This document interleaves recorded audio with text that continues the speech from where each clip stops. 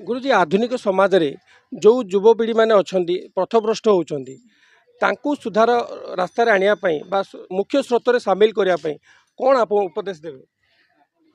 मु तो आम जहाँ कहूँ शास्त्र कथा कहूँ प्रथम कथा हूँ बापा माँ आज आलोचना मोर से थिला बापा माँ हेले मूलाधार। तेणु पुओ को हो झील को हो से संस्कार शिखेबा दरकार। गोटे पिला आगे जेते कष्ट पड़ू जेते दुख मिली था कौन सी स्वामी स्त्री झगड़ा करने अनुचित, अत्यधिक मोबाइल व्यवहार करने अनुचित, अत्यधिक टीवी सीरियल देखा अनुचित। तेणु कारण विचार करने दरकार मो पुअर भविष्यत आम संस्कार उपरे आम संस्कृति उपरे निर्भर करे।